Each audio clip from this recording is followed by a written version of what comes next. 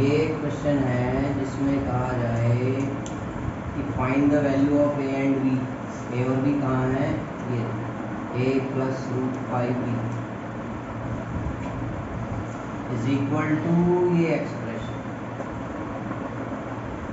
जब कोई दो पॉइंट इक्वल होते हैं, से A B is equal to P Q, two points are equal, मतलब कोइंसाइड कर रहे हैं पॉइंट्स, एक ही जगह पर एक ही पॉइंट पे लोकेट करते हैं दोनों पॉइंट, तब दोनों पॉइंट इक्वल कहलाएंगे। कहने का मतलब एब्सिसा के इक्वल होना चाहिए, ऑर्डिनेट के इक्वल होना चाहिए। दो पॉलिनोमियल इक्वल हैं, A X cube plus B x square plus C X plus D, 3x cube minus 6x square plus px plus 1। अगर दो पॉलिनोमियल इक्वल हैं, क्वेश्चन कहता है, या कहीं से हमारे पास जनरेट होता है ऐसा, तो दो पॉलिनोमियल इक्वल तभी होंगे जब उनकी कॉरस्पॉन्डिंग टर्म्स इक्वल होंगी। मीन्स ax क्यूब किसके इक्वल होना चाहिए? 3x cube. B x square किसके इक्वल होना चाहिए? Minus 6x square. तो यहाँ से x क्यूब कैंसिल हो जाएगा, a इज इक्वल टू 3, ऐसे ही b आ जाएगा। सी एक्स किसके इक्वल होना चाहिए? C X is equal to P X. d is equal to constant term के इक्वल होनी चाहिए, तभी इक्वल हो। तो एक कंडीशन है, क्वेश्चन कह रहा है कि इक्वल है, या किसी क्वेश्चन में सिंप्लीफाई करते हुए आप एक स्टेज तक पहुंचते हैं कि पॉलिनोमियल ये इक्वल है। अब आ जाते हैं इर्रेशनल नंबर्स पे। ठीक है, दो एक्सप्रेशन है, 3 minus 7 root 2 is equal to 4 c minus p root 2। ये दोनों कैसे नंबर है? Real numbers. रियल नंबर में कौन से नंबर है? ये रैशनल है या इरेशनल? इरेशनल। कैसे इरेशनल? रूट 2 इरेशनल है, इरेशनल के साथ रैशनल का प्रोडक्ट करेंगे तो इरेशनल बनेगा, और रैशनल और इरेशनल का डिफरेंस या एडिशन इरेशनल रहना है, तो इसलिए इरेशनल नंबर है। दो इरेशनल इक्वल कब होते हैं? जब हर एक कॉरस्पॉन्डिंग टर्म इक्वल हो। 3 किसके इक्वल होना चाहिए? c के। माइनस 7 रूट 2, इसमें एक इरेशनल पार्ट रूट 2 है, इसमें भी ये किसके इक्वल होना चाहिए? Minus p root, negative sign cancel, root 2 आएगा वो भी cancel, 7 is equal to p हो गया। ठीक है, इसी क्योंकि यहाँ भी इरेशनल पार्ट दिखाई दे रहा है और यहाँ भी, और इक्वल का साइन है। बेसिस क्या है? यही है कि इधर भी एक इरेशनल, इधर भी एक इरेशनल पार्ट हो, अगर नंबर हो, तो कॉरस्पॉन्डिंग रैशनल जो पार्ट है वो रैशनल के इक्वल हो, इरेशनल पार्ट के इक्वल होना चाहिए। तो उसके लिए ये वाला स्टैंडर्ड फॉर्म में नज़र नहीं आता, ऐसे कंपैरिजन नहीं होगा ना, तो इसे किसी तरह ऐसी फॉर्म में कन्वर्ट किया जाए।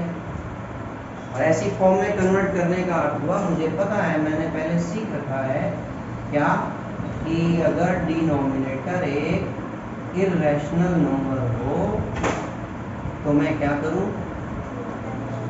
रैशनलाइज कर दूं। हम इसे अलग अलग रैशनलाइज कर सकते हैं, यहीं एक साथ लेते हुए भी कर सकते हैं।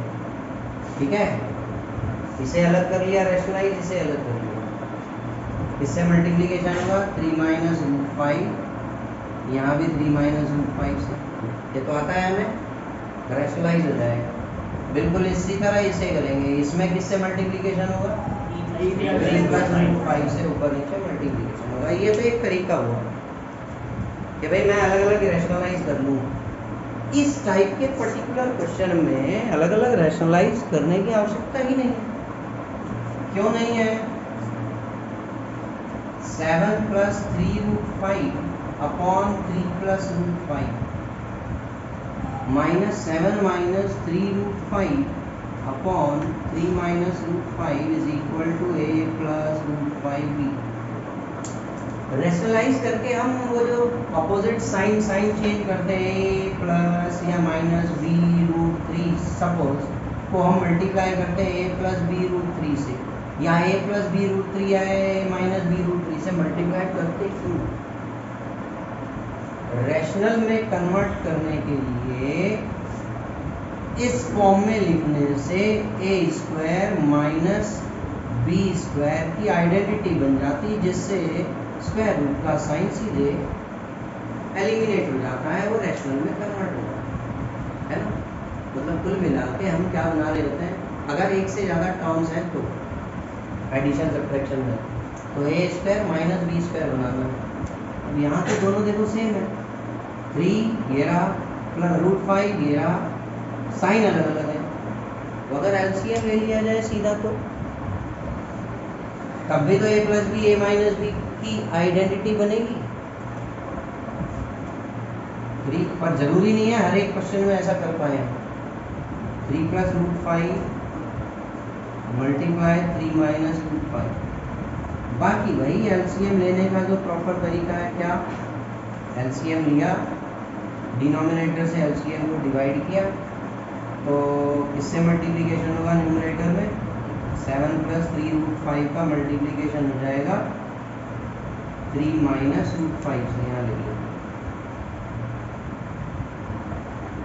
माइनस 7 माइनस 3 रूट 5 का किससे मल्टीप्लिकेशन हो जाएगा?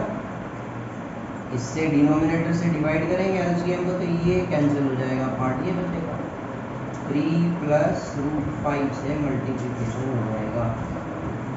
अब मल्टीप्लाई कर लेते हैं। 3 का मल्टीप्लिकेशन 7 प्लस 3 रूट 5 से, माइनस रूट 5 का अगेन मल्टीप्लिकेशन 7 प्लस 3 रूट 5 से, माइनस यहाँ ये नेगेटिव साइन है ध्यान रखना, इसलिए इन दोनों में हम 3 का मल्टीप्लिकेशन 7 माइनस 3 रूट 5 से, अगेन माइनस रूट 5 ले रहे हैं, या फिर ये माइनस बाहर रखिए, सारा बाद में चेंज कीजिए। माइनस रूट 5 का multiplication 7 minus 3 root 5 divided by यहाँ a plus B A minus B identity बन गई, A square minus B square is equal to a plus root 5b, है ना। 3 7 21 plus 3 3 9 root 5 minus 7 root 5 minus 1 3 3 root 5 multiply root 5 is 5। 3 7 21, ये negative sign है इसलिए ये sign positive हो जाएगा। 3 3 9 रूट 5 माइनस 7 रूट 5, दोनों साइन सेम है positive. 3 root 5 multiply root 5 is 5 divided by 3 square is 9 root 5 square is 5, a plus root 5b। आपको परेशानी होती है अलग अलग इसको भी रैशनलाइज कर सकते हैं, उसके बाद सब्ट्रैक्ट कर लेंगे, आएगा वही बिल्कुल सेम। अब कुछ कैंसिल होता हुआ दिख रहा है। 3 मल्टीप्लाई 5 3 मल्टीप्लाई 5 ये पॉजिटिव है या नेगेटिव है? कैंसिल। नेगेटिव 21 और positive 21 cancel. 9 root 5 plus 9 root 5 is 18 root 5। 7 root 5 7 root 5 same sign minus 14 root 5।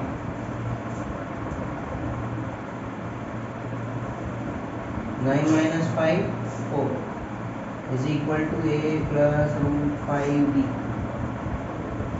ठीक, 18 माइनस 14 इज 4 रूट 5 बाय 4। 4 से 4 cancel is equal to a plus root 5b। क्या आ गया 1 root 5 is equal to a plus root 5b। इससे कर लिया है, यही आ रही टर्म्स, ठीक है, मिस्टेक भी हो सकती है। ये हो गया, इतना आ गया हमें समझ में। अब कंपैरिजन कैसे करोगे यार, अभी तो समझा था कि सेम होने चाहिए दोनों साइड इक्वल में। इरेशनल पार्ट तो दिखाई दे रहा है, मैं b से कंपेयर कर दूंगा तो b की वैल्यू क्या बन जाएगी, a से नहीं बन रहा, नहीं है ना, रैशनल पार्ट इधर दिख नहीं रहा, ठीक है। इट मीन्स इसका अर्थ क्या हुआ 0 प्लस 1 रूट 5 है। तो ऑन कंपेयरिंग